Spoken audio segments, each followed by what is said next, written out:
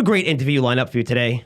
Just Michel Amar, CEO of DigiPower X. It's a stock most of you should be familiar with because I had Michel on this podcast where I interviewed him in April. The stock was around $1. It's over $3.50 now. It's gotten higher. It's pulled back a little bit along with some of these AI names. And I wanted to have him back on because the next 3 months, the catalysts that are coming are very, very important that are going to change the landscape of this company. If these catalysts are met, which I believe they are, you could determine that after you see the interview, it's going to drive the stock significantly higher from where it's trading today. You may be asking, how high?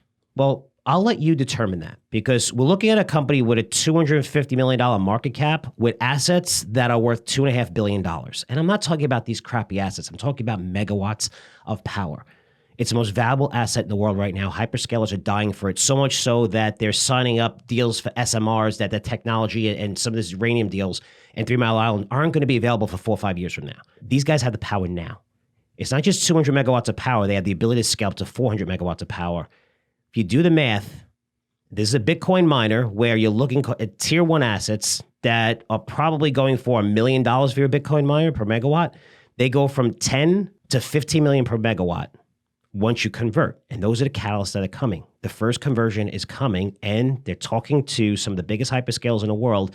If they're able to get this 3 months on time, changing those assets for tier 1 to tier 3, and they sign up someone, which they say, you're going to hear, I'm going to talk to Michel right now. He's going to say he's in negotiations with some of these guys. He's talking to them right now. This is a stock that could easily re-rate and give you a 5X to 10X. I'm in it personally. I have a massive position in it. I think a lot of you have positions in it early. Again, it was a lot higher. It was nice. Maybe got a little bit ahead of itself. But now with these catalysts coming up, I wanted to talk to Michel personally to see, hey, what's going on with the company?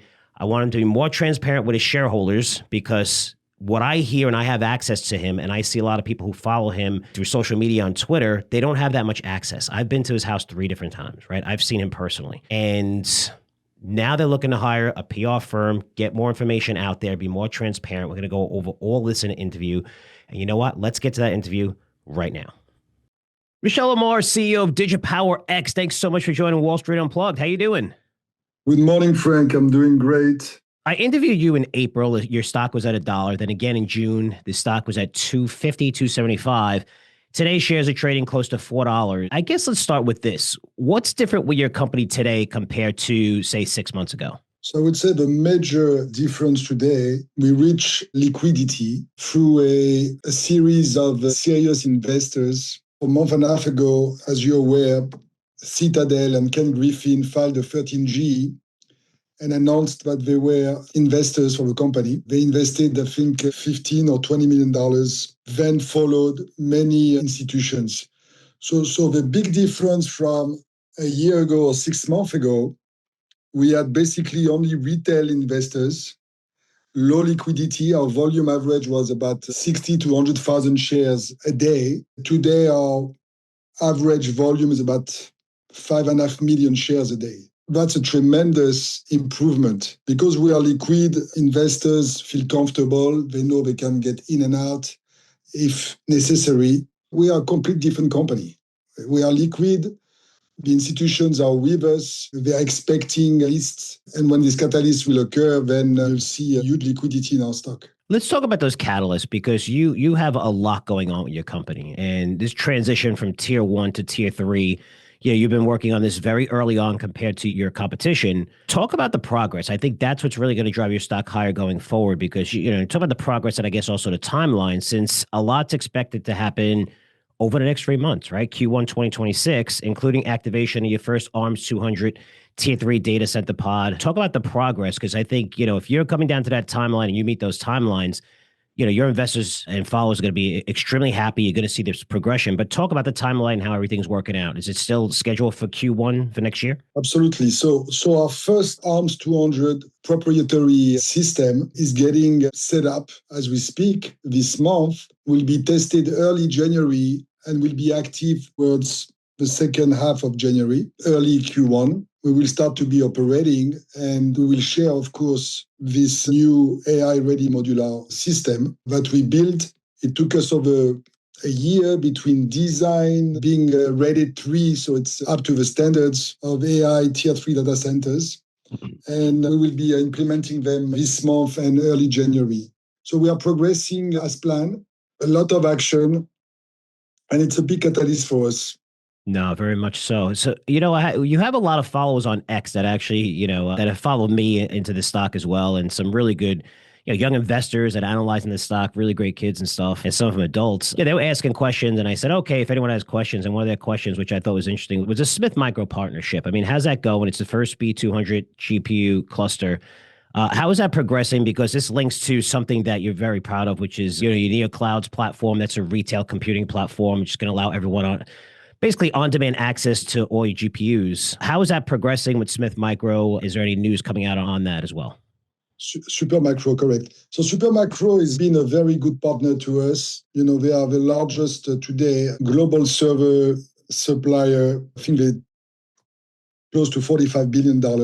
So we are leveraging our relationship to get all the necessary support on site for the setup of our modular system. And of course, on the software side, with our new platform that we created called neocloudzz.com, which will be active as well in the next few weeks, where you will be able to rent GPU at a service per hour, a little bit like some of our competition out there, CoreWeave or so on. That would allow us to offer two different services. Co-location, where we sign a long lease and we rent our infrastructure, a little bit like TeraWolf and Cypher just did in the last few months, and GPU at service, where we rent the chip, the B200, B300, and other chips in the pipeline, like the AMDs, that are efficient but much lower prices. So we set up a dual strategy at that level.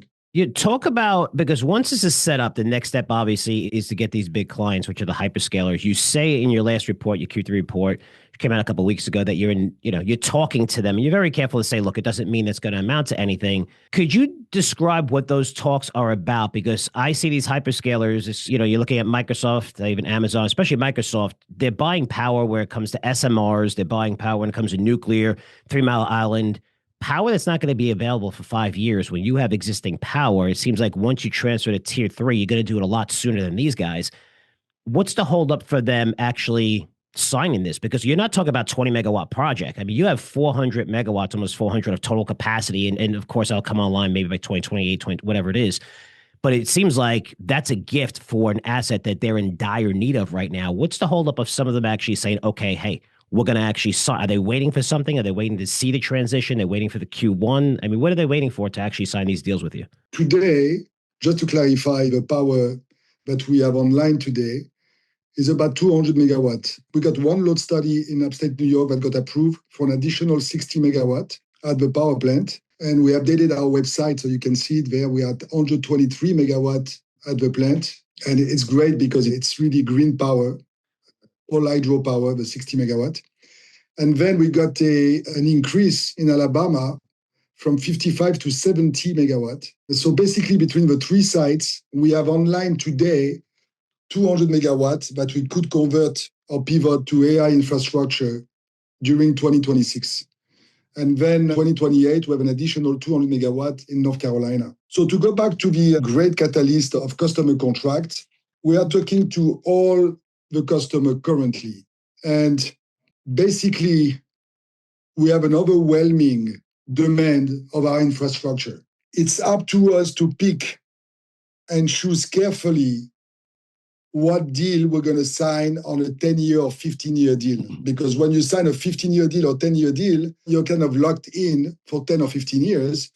So to make sure that we are getting the right deal is important, number one, because we are looking at long term. We don't need the instant gratification. As far as competition, there is no available infrastructure in the near term. No one is sitting with infrastructure waiting for a customer. Okay, so the second point, which is very important, is that prices are going up in AI data infrastructure. They are going up. So if you look at the report from Bitfarm, the last report, they are actually waiting few months to get 30 to 60% higher contract with customers, because all the components, every component for an AI infrastructure is rising up. we are sitting in a good position in a sense that we have now on the table 4 or 5 offers, at least 4 offers on the table, and we are trying to decide which one makes the most sense for us as a company to protect shareholders' values. And I think this is our interest to make sure we pick the right customer with the right contract. It's interesting you say that because when I look at a company like CoreWeave, and I consider CoreWeave different from the hyperscalers, CoreWeave tried to buy Core Scientific. And when I look at the numbers, I'll get to the valuation in a second. But is that something, because if you're in negotiations with these and you're kind of choosing and saying, okay, we have, they're probably very, very large companies. We know the hyperscalers, right? They have deep pockets. If you have the right to pick and choose where you have this demand on the table, does a CoreWeave come like they came at Core Scientific and they rejected that deal? I think it was $9 billion. It's just interesting. Are you seeing anything from that? And I don't know what you could disclose. I know you can't for a publicly traded company. Yeah. It's just, for me thinking about it, seems like CoreWeave, if they knew that you were in line to get, talking to 4 people and you have all of this, it kind of puts them in the Core Scientific.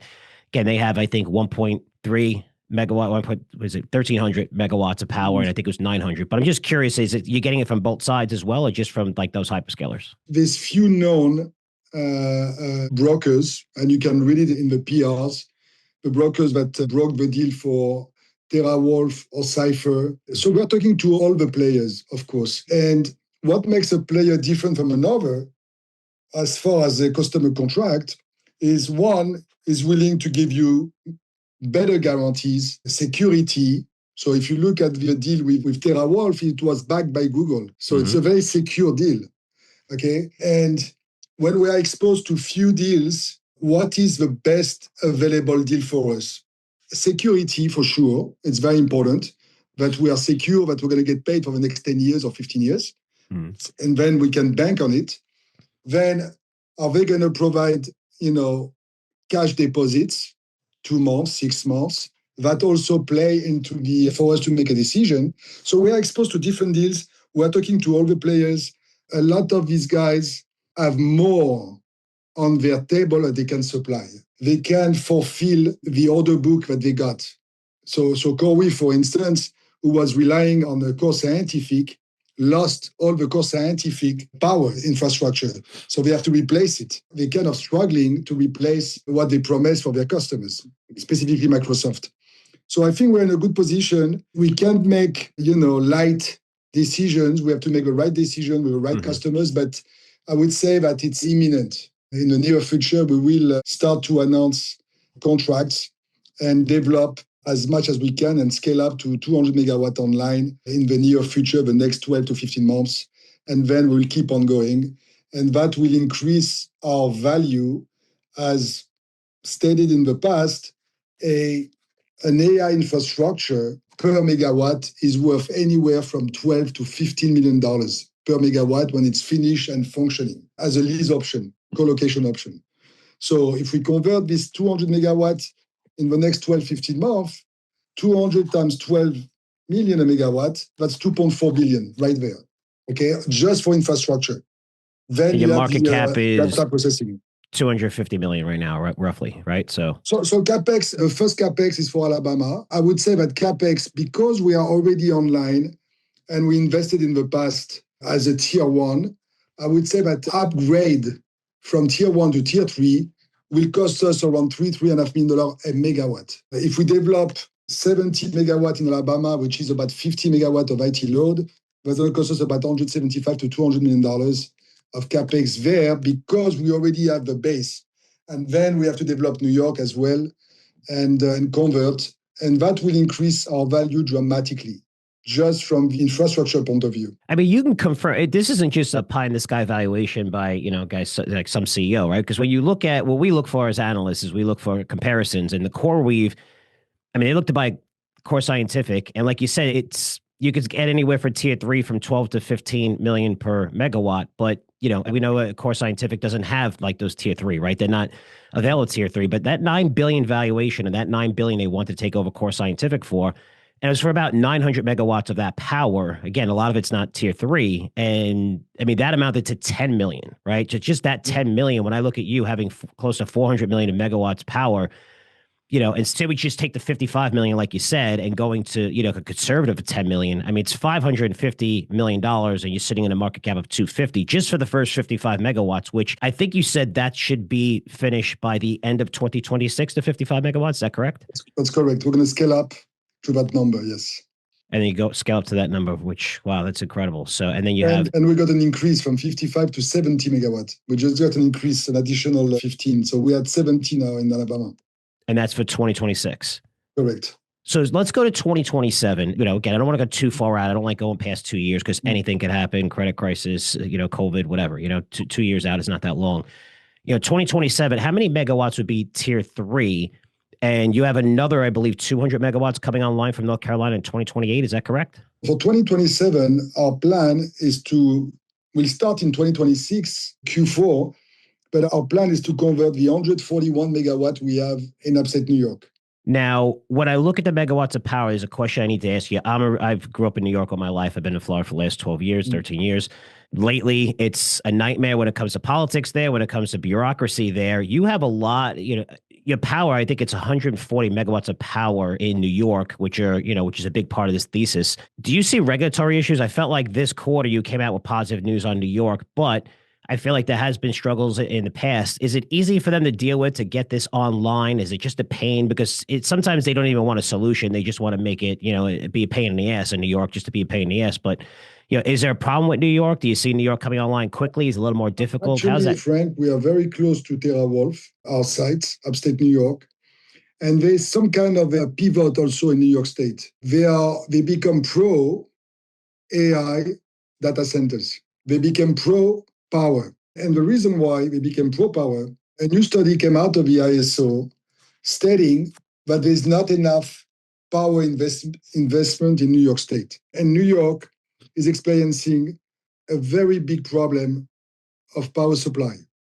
And that's why our power plant actually yesterday was running for the grid at a very high price, meaning they are paying us a lot of dollars to get our power because there's not enough power plants in New York State. I think there are about 38. And 2, there are no new investment in New York State. They got so scared of New York regulatory issues that they place their investment in Texas, in other states, but not in New York State. So New York State is really behind. And now they have to play catch up and they have to favor and push power in New York State in order to cope with the demand. So I think it's a reversal there. They are very AI friendly now. They are very AI, even SMR friendly. I just want to remind everyone that last year we filed an IFR with Nanonuclear about an SMR so we can get grants. I think we filed for a grant of $350 million to replace eventually our turbines, our gas turbines with SMR turbines so we can have clean energy. So we are on the right path here to not only supply power, but to supply green power. We already got this load study approved for 60 megawatts, which is 99% green. It's hydro, wind. So I think we are in a very good position in New York State. Good reversal there. What is some of the risks you see? Because someone from the outside looking at this stock for the first time is seeing like, wow, these guys have 200 megawatts, could scale up to 400 megawatts. Massive asset that the biggest companies in the world with the deepest pockets are in dire need for, just because they're signing SMR deals and nuclear deals 5 to 20 years out. Again, a lot of that power is not going to be available. SMR is not going to be available probably 2028, 2029, from what I hear from my insiders from in the uranium industry. Talk a little bit about that part in terms of how do you get, I guess, more attention to your stock here? Because when I'm looking at everything together, it's getting more attention. A lot of people don't really know about it. How do you get more people involved? I know you said, in your PR as well, bringing all that together for me if you can, because now you're seeing more and more people come online. You're seeing big investors come into your stock, which we'll get to in a minute. But how do we bring this all together? And what are some of the risks you see going forward? I would say the biggest challenge, which we are overcoming, is the fear of dilution to finance the expansion of the business. And some people were complaining about the market raises that we did in the last few months. And I understand their feeling. I want to really reiterate that I'm one of the biggest investors since 2016. I invested $8 million of my own personal dollars that I never, recoup. It's there in the company. That's one. Two, in order to create liquidity, in order to leverage and have access to line of credits, in order to finance the expansion through equity versus debt, if debt is dangerous or debt is too high, you need a minimum of cash, which we actually realized in the last few months. I think we have a little bit over $90 million cash and no debts, which is extraordinary. So people complain, say, oh, but you diluted. But while we diluted, we created two strategic consequences. First, we have liquidity, 40x or 50x liquidity, which is very important to attract institutions. B, we have the necessary cash that took off the ongoing concerns on our statement. Now we know we can be comfortable, wave a storm. If something happens, there's a crisis, we will not go out of business. So there's no risk of us going at a very strong balance sheet, very low overhead. From our last quarter, you can see that we are not burning cash. We were actually 1 cent positive earning. We're not burning cash. You have to make decisions as you grow. As we grow our market cap, as we grow our business, we need to have a ratio of debt financing and equity financing that makes sense. The lowest cost of equity financing are the ATM. You basically sell at retail versus if you do private raise, there's a discount. There are sometimes warrants. We don't give warrants anymore. So we have a much saner approach to equity raises. And it worked for the stock price. The stock price is up dramatically for year to date. You know what? I think a lot of people, and it's a good discussion, I've been asked for 30 years. People are concerned about dilution. It was one of the things I loved about you most when I first met you. This is before April when we did our interview at your house. I've been in your house several times in Miami just to get this. I like talking face to face. And you told me how important in your industry, how you don't want to dilute, because in your industry, you see that all the time. Like nobody wants to sell their Bitcoin holdings. If you look at Bitcoin miners, your competitors, they diluted the crap out of shareholders. It's sad. And you just saw a stock price like this with the market cap going higher. But you're using dilution. Even Microsoft, if you look early on, all these companies diluted. But if you're raising money, which is going to increase the share count, and you do it that way, and you're doing it where you're putting it to work to change your assets that are worth 1 million to 10, 15 million. I mean, that's what, as an investor, you want. So I think people have this, Steve, about dilution. It's terrible.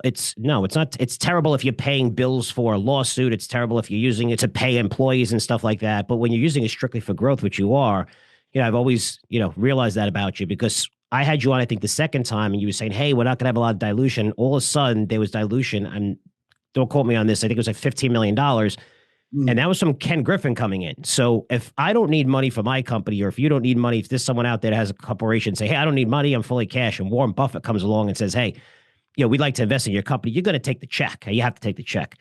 Talk about that, because Ken Griffin, you have Peter Lynch as an investor. Do you actually talk to, I think Peter Lynch, you said, you're friends with, but do you talk to these investors? Do they talk about strategy with you now that becoming bigger investors? 100%. So of course we talk to them. I talk to them personally, and it's simple math. Okay. If I convert my 200 megawatt that's online today, if I convert them in the next 12 to 15 months at a very conservative value of $12 million a megawatt, if I convert 200 megawatt times 12 million, we are worth 2.4 billion. Now, if we are worth 2.4 billion and we need to invest and dilute a little bit to get there, everybody's going to win, including myself as a major shareholder of a company. Because if I raise a couple $100 million to get to an evaluation of 2.4 billion, it's a win-win. We're going to win. The stock price will go up, the market cap will go up. We achieve the goal. Do I not dilute at all, and I don't grow my business, and I just wait that the evolution of AI, works in front of me and I just look at it? No, you have to be smart. We have to be strategic about the raises, of course. Okay, it has to be done in a proper way and not with no exaggeration. As you mentioned rightfully, I'm not here to take money to go on vacation. Every dollar we raise is used for CapEx in order to create value. So if I put $3.5 million a megawatt, that's worth $12 to $15 million a megawatt, every dollar I put is worth 5x. I'm creating value for the company, therefore, for the shareholders. They have to see it that way. That's very important. Of course, everybody in that space is using the ATM. Tesla uses the ATM every month. Every tech company uses ATM because you constantly need to invest and be up to date and grow the business. And the market cap potential is there. It's only a matter of execution. And it seems like you guys are executing perfectly well, especially with your timeline still firm, which you actually had in your presentation 6 months ago, that, hey, Q1 is going to be, a big deal for you guys. Talk about the CapEx spending. I'm looking at, I think it was a little over $3 million spent this quarter. Say if you put it to 12 months, 12, 15 million, you have $90 million in cash on the balance sheet. You have the ATM. Seems like you guys are perfectly liquid to grow this company to where you want it to be. When you look at the 90 million in cash, though, some of that is in Bitcoin and Ethereum. I know when it comes to Bitcoin miners, it's like, you're going to die if you ever tell anyone you sell your Bitcoin. But since some of that is Bitcoin, have you ever thought about selling some Bitcoin? Or is it like you're one of those, hey, we're holding Bitcoin forever? I know you have Ethereum as well, because it seems like those guys would rather raise capital and dilute. And remember, they're doing it for a business that's not scalable, because when it comes to Bitcoin mining, you have to pay more to generate more, right? You got to buy more systems, you got to buy more electricity in order to generate more money. I'm just curious on that end with you, if you could answer that question. Our goal is to pivot 100% to AI infrastructure for the obvious reasons, because it's much more valuable. The current digital assets we got represent maybe 15%, 60% of the total. I think we have $75 million cash and deposits, maybe $80 million total, and then the rest are few Bitcoin, 100 Bitcoin, and 1,000 Ethereum. So it's not a big ratio of what we got. And as we are pivoting out of Bitcoin mining and focusing on AI infrastructure, by 27, it won't even be a subject for us. Our business will be AI data processing infrastructure, and we will be focused on that and not Bitcoin mining at all, not treasury. We're not here to buy Bitcoin, sell Bitcoin, all Bitcoins. We just happen to have Bitcoins. We are in a low cycle, so it would be a mistake to sell our Bitcoin Ethereum today. So we keep it as a small digital asset. We're not growing it. We're not buying. We won't use the cash to buy Bitcoin or Ethereum or any cryptocurrency. The cash is strictly to build our AI infrastructure. Do you provide forecasts? You have Q4 coming up. Will you provide like a year forecast? I mean, when I look at the amount of money that you could generate and see this as being $100 million in sales 12 to 18 months from now, I mean, this is all modeled out and stuff. Do you guys provide those type of forecasts, and would you do that in Q4, or is it more on a conservative basis, which again, you don't have to, but it's just, seeing the numbers, when I see your numbers, and even what's going to come next year when you have a lot of these megawatts going to tier 3, you also have energy sales coming in, Bitcoin, you have some Bitcoin on the balance sheet. It just seems like everything's firing on all cylinders here. And providing that number, I think if people see it and they're like, wait, what's the market cap of this company? It's 250 million. They're going to be like, this thing should be, over $1 billion. Do you guys forecast that far out, or is it okay? We're just looking, because you guys do a great job of providing a timeline and what you're going to do over that timeline. But I was just wondering if you guys forecast numbers, because when I look at the forecast for the numbers, if you guys really are on point for the first 6 months of the year, those numbers command a much, much higher stock price in here. Internally, with our forecast, publicly, because of the regulations, it's very hard to publicly disclose forecast. You need to disclose it upon customer contracts. As a general guidance, I would say that there are two types of revenue in our business on the AI. There's the co-location, and basically the co-location, it's about $150 a kilowatt per month. So you can, take a calculator and do the math. I mean, shareholders who are interested to understand what it means.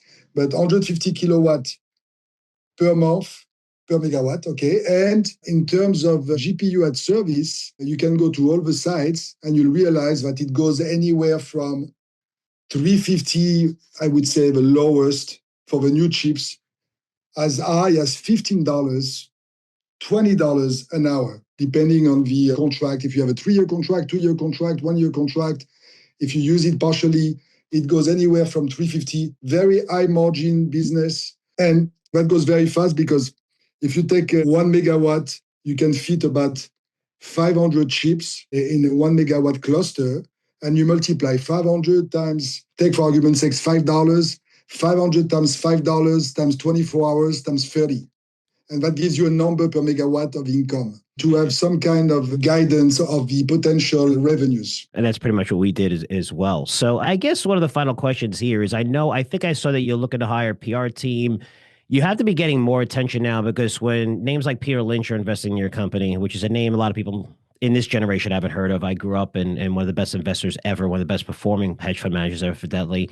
You have Ken Griffin investing in a company personally and through Citadel, which is, $65 billion, fund. How do you handle it? Because what I see from you and meeting you is a cool personality. You love pickleball, you travel, fashion and stuff like that. I think it's coming out to you're probably going to see you do more interviews and everything. That's going to bring on more attention. How do you handle that part? Because as you're getting more attention, you're getting more eyeballs on you. It seems like that's happening, especially when I look at the volume of your stock compared to 9 months ago. I mean, is this fun time for you? Is it more responsible? Is it like, wow, we're getting a lot of eyeballs on it? How do you handle that as a small company that's transitioning into something that seems like it's going to be much bigger? It's actually very exciting. By the way, it's paddle tennis, not pickleball. It's a different sport, but it's okay. Oh, okay. We are very excited. Of course, as we are getting, as we are growing into this AI data infrastructure, we are about to get a CTO, we are about to get a head of IR to communicate with the investors, because sometimes, we are very busy executing on site the construction and the realization of our modular system, and that's very important to us. But you're right, it's also important to communicate and respond to the investors and questions. So we're hiring people to handle that and to communicate better. The reason why we were a little bit short in staff is that I hate to bleed. I hate to lose dollars in operation. I love revenues to support the growth of our team. So now that we have, the capital to expand, we have to invest in human resources as well. And we are doing that in a very strategic way. We are doing that so we can support our growth at every level on the sites in terms of pivoting to tier 3 and in communication as well. Yeah. And listen, I really appreciate you joining us. I know how busy you are. And it's great that you're hiring a team and more, communication, more transparency. Because I know how difficult that part is covering small caps all my life where, it's nice to have growth, but sometimes when you have so much growth at the same time, you have to hire the right people. And it's not as easy because I know you've been so successful doing that with Bitcoin mining. Now you're successful here. I think investors are going to love because they see that you're prepared for the next stage of growth here and what you're doing. And I think that really came out in this interview. And yeah, listen, my investors are really happy. I just want to thank you. We've covered you since a little over $1. It's $4 and we haven't sold. A lot of us haven't sold. So, I think people are going to be really happy with this update. And I just want to say thank you so much for coming on and give us that update. And good luck because, man, you're busy. You have a lot of goals to achieve and a lot of investors are behind you. So, which is really cool. Thank you so much for coming on. I appreciate it, Frank. Thank you so much. Thank you, guys. Okay, guys, great stuff. It amazes me how a tiny company like this is able to get investors like Peter Lynch and Ken Griffin. You don't see that often in small caps. These are guys that are not buying. I mean, Ken Griffin filed over 5% holder. So, you're not going to file if you want to be in and out of the stock. You really wouldn't do that. Peter Lynch as well. I mean, he talks to these guys. They could see the value of this. This is an incredibly valuable asset. I think it's an easy story to understand. And look, some of these companies stepped in shit, and that's okay. That's how you can make a fortune. Hey, we got all this power, a Bitcoin miner, and he was in Bitcoin mining since 2016, right? He was ahead of the curve before everyone started getting into this. But if you look at the comparisons that I told you within CoreWeave, by Core Scientific, and even if you discount it, this stock should easily be trading at $10 if they're able to convert to that 55 megawatts of power. And then in 2027, they follow up in 2028. I think it's going to be easier and easier with the money that they're going to generate. They have capital now through the ATM. They're sitting on a huge cash balance of, what's the market cap? 250 million, 90 million in cash, which includes Bitcoin, Ethereum holdings. It's a company just really well positioned. I think people are going to start learning about this story pretty soon because when you see these big investors get in it, it's really exciting. So let's see what this company does. There is risk to every investment. Again, I'm a huge investor in this stock personally, not selling shares at all. I came in during their round, I think it was like 260, where I put in some money into the stock. And I think we had some of our investors in our Curzio One membership as well, which I'll get to in a second, that have come into that name. We got a small allocation when they were raising, I think, $5 million. I think we got 500,000. I told all the investors I'll take out the whole thing by myself, but we have investors come in and I got a nice piece of that. So let's see. A lot of it has to do with execution, but we're sitting on a company here that we recommended it early. I don't mind that it was like $6 for a minute and it came down to $3.50. We went at $1. It's nice to see this. This is what happens with small companies in trends like this, but this trend isn't going away. We have a dire need for power. I've covered this before, and these guys are just sitting there with these massive assets. The companies, the biggest companies in the world with the deepest pockets are dying for and paying massive premiums for. And that's not going to change as long as we continue to see CapEx accelerate for AI. And even if it slows down from here, they still need power. They don't know how they're going to get power to fund their AI needs. This company's sitting with real electricity, real assets, and it's pretty exciting. I'm glad our investors got in very early. I want to end with this. And this is about our Curzio One membership. So if you're a Curzio One member, we're launching the Savvy deal next week. The companies are going to raise around $5 million, and we're able to get a piece of this. This is the type of deals we're able to get now. So it's not these private secondary deals in mining and stuff like that. I have great connections there. These are private deals that are coming to us instead of going to Wall Street because they don't like, Wall Street's not looking to take a position in these and believe in the company, right? They're looking to make money as quick as possible in hedge funds and venture capital firms and stuff like that. So now that we're getting bigger in terms of our Curzio One membership, we're able to raise $5 million, $6 million. We've raised $8 million for one of our first deals. Our average is around $2 million. A lot of companies are coming to us and they see what's going on. They see how our investor list is an amazing investor list, really great investors. People love to invest, people who ask lots of questions, which they like if you're a real company. And they're coming to us now. And it's really exciting. I mean, a deal like this, just to explain, if you're a Curzio One member, you know about Savvy. I actually interviewed Eric, the CEO, Eric Goldreyer, on this podcast. And I thought we were going to get a piece of the deal when they raised money. However, someone wrote a very large check then, and he apologized. And he said, look, we're going to come up with the next stage of funding. And now at the next stage of funding. Now, it's not like you missed the boat from then to now. There's massive growth taking place with this platform. And if you don't know Eric, he founded bedandbreakfast.com, sold to HomeAway in 2010, 8-figure exit. Co-founded Turnkey Vacation Rentals, sold to Vacasa in 2021, 9-figure exit. Okay, this is like a Dorsey, right? This is someone who knows Peter Thiel, how to create companies, and he's in the right space, the hospitality space. He's doing the same thing all over again. He launched Savvy, which is a platform you could check out for yourself. Go to savvy.com, and it's an alternative to Airbnb and Vrbo. And Eric saw a disconnect in this market, and he heard, he knows a lot of people in the industry. He has, it's amazing to see who joined him as a list of advisors. The companies, these people, the CEOs of the biggest names in the industry are advising because they see this disconnect where Airbnb and Vrbo, great services I used to use all the time, they have raised prices astronomically over the past 18 months. And that opens the door to more disruption. And that's what he saw. So Savvy charges no fees to their customers and lets them save probably 15 to 20%. That's how much we're paying in fees. But instead, you're like, okay, then how does this company make money? They do it through kind of like an SEO model where companies can pay to get their home listings to the top of the search results.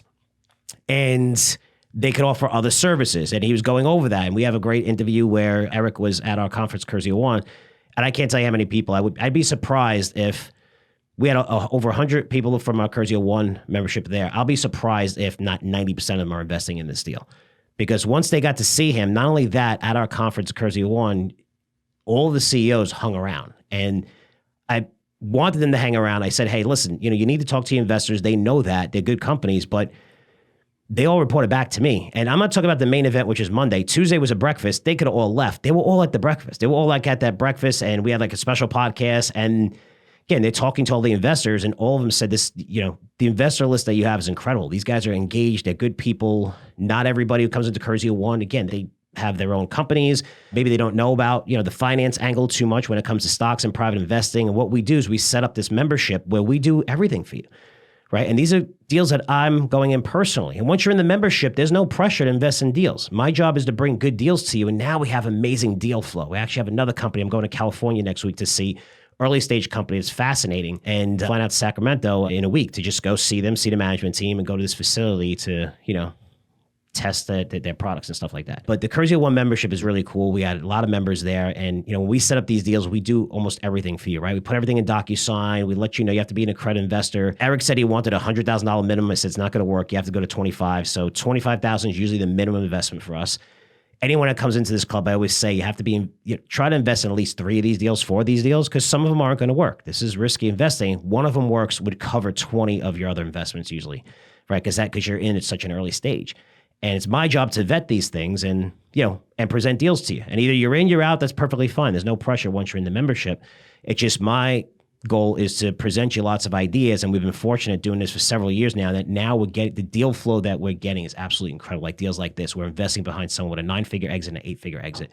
Okay, you go back to the Savvy interview. I interviewed him a few months ago, maybe about 4 or 5 months ago. And you go into the archives and see it. And, it's really exciting. But this platform is already live.